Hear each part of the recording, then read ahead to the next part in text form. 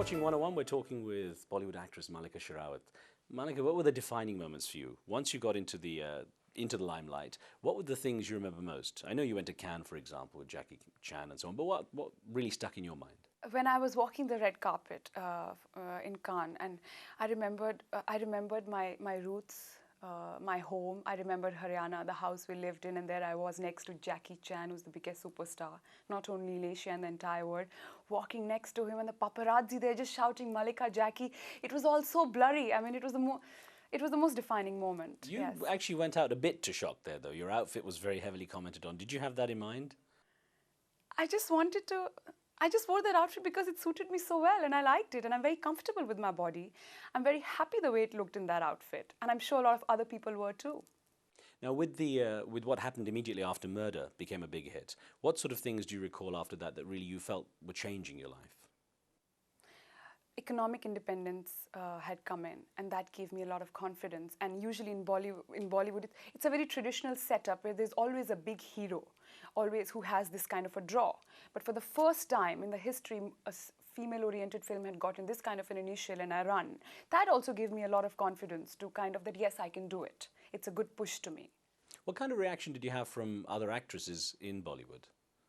I've not really met or interacted with majority of them, but what the feedback that has come to me is both positive and negative, of course, as it in any case would be. Some liked it a lot, some didn't, some condemned me, some praised me.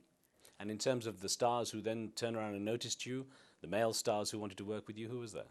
Everybody noticed me. No, but then who wanted to work with you?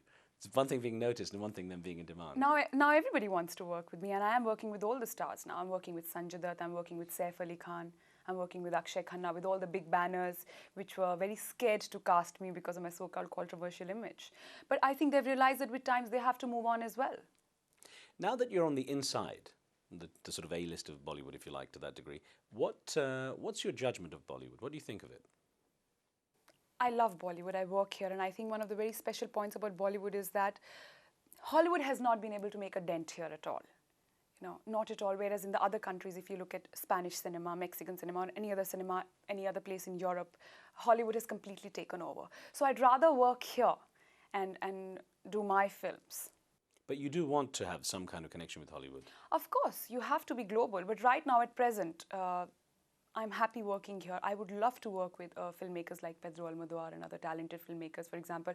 I want to be a part of world cinema, yes, and I'm going to consciously work towards it. The whole world's going global now. In terms of the mechanics, how was it working on The Myth compared with Murder and the other films you've been doing here? More or less the setup was the same, but I just think they can afford. It was a big budget film. So because of that, they had better production values. They could afford more expensive things, bigger things. Otherwise, in terms of professionalism, in terms of interpersonal relationships, everything is more or less the similar. But in terms of, you know, how you're treated as a person, is there any difference? I was treated very nicely. Jack pampered me crazy. And that's what you expected. It was fun, yes, to get this kind of attention. Did you feel there was a natural follow-up? Is there going to be something that will come out of what happened there with The Myth? Yes, definitely. Can you reveal what's going to happen? Not right now. I'd rather let them reveal it. It's their right to. And mixing with the Western crowd in places like Cannes at the festivals, how was your interaction with them? How did you feel compared with the Charlize Therons and so on? It was fantastic. It was so challenging because there your competition is Salma Hayek and Charlize Theron and Cameron Diaz. You're competing with the best in the world. It was a high. And being there next to them and then being noticed, people whom I've always looked up to, whose work I've respected and admired. But one thing which did strike me was that they have a very unidimensional way of looking at Asians, you know. Even if you take their films, for example, they'll either show them as terrorists or they'll show them as poverty-stricken people or as shopkeepers, which is not true. I mean, we have some of the richest people in the world who are Asians, like Mr. Ellen Mitchell, some very glamorous women who was Miss World and Miss Universe. They are Asians, Aishwarya Rai, Sushmita Sen. So I really want, in heart of my heart, for that perception to be changed. Now, can it be changed, though, if you're going to be a sex symbol?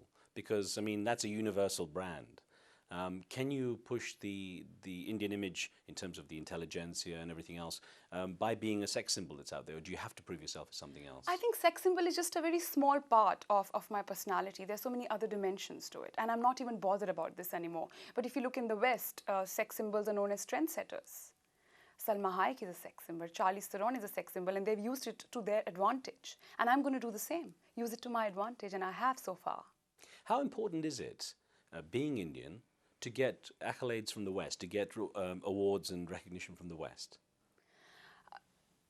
I don't know whether getting awards and accolades is important, but yes, getting to do challenging scripts, which Hollywood has an edge because they really write challenging roles for women. I mean, where in Bollywood would an actress who's over 50 get a role like that? So there I think that they're really lucky.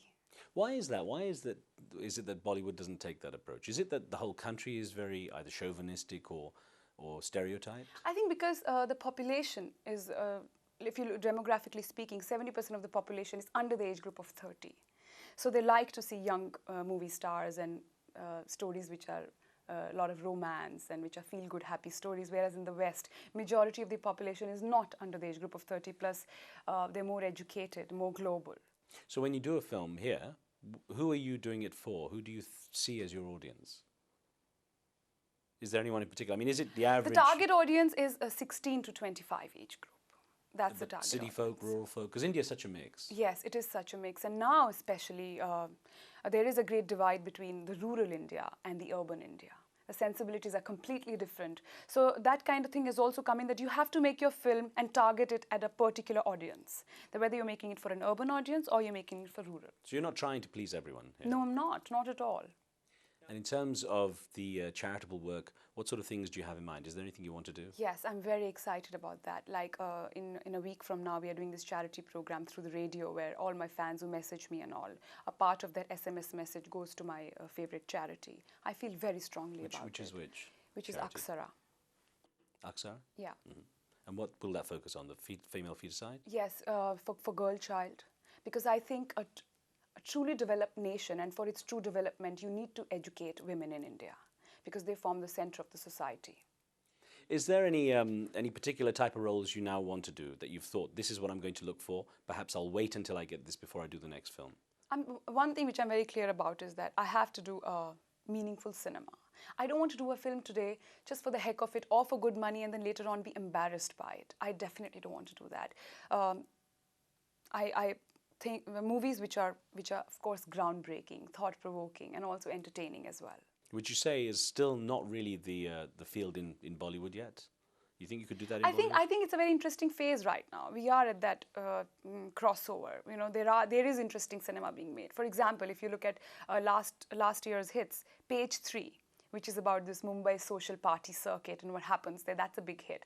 Black, which is a love story without songs of a deaf and dumb girl. So there are films like that being made, and it is changing. Now, can you, when you do the sort of traditional Bollywood films, song and dance, do you actually do any of the lip syncing? Of course I do. I love that. It's so much fun to just go and dance and do the lip syncing and make eyes at the camera. I was trying to think, though, in Murder, I don't recall you actually lip syncing to a song. No, in Murder, I don't have a lip sync song. That's what I thought. No, I don't. So, but in terms of doing that, what's the particular challenge with that? The particular challenge with that is it's this age-old art where Bollywood is based on. Bollywood is based upon Nautanki, which is called the 9 rasas, you know.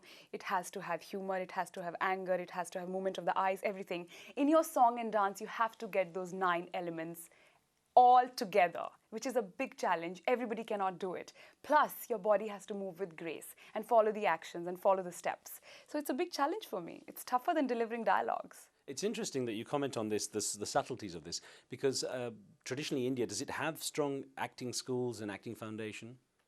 Yes, it does. That's why it survived for so long. I always thought with Bollywood there is the kind of break. As you say, there are dynastic families here. Someone like you who didn't have that background, you would have to seek out that kind of training and stuff. Yes. It's like children who are from film families, old dynastic Bollywood families, they have an edge over newcomers like me because they get the proper guidance, they get the proper training from the very beginning. I'm also reaching there, slowly but surely. There are those in India who say that, you know, it's fine to have girlfriends who are dressed in the raunchy gear and everything else, but they want to always marry those who are traditionally, you know, covered up or whatever. Ah, come on now. You don't talk like that, please. Rizkan talking like that is boring. I wonder, but you said there is hypocrisy here. Yes, of course there is hypocrisy here. We are a very hypocritical nation. So then what does that do for your matrimonial chances down the road when you I'm want not to? interested in any matrimonial chances right now. I'm just focused, like a horse with blinkers, just focusing on good cinema, good work. I'm not interested in dating or anything right now.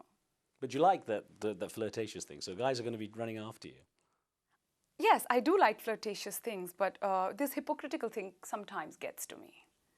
It does. So if you were going to be remembered a certain way, if you had in your mind this is what you want people to think Mallika Sherawat was all about, down the road, what would you hope they would think of you? A good actress, somebody who was forthright and honest. Mallika Sherawat, thank you very much. Thank you.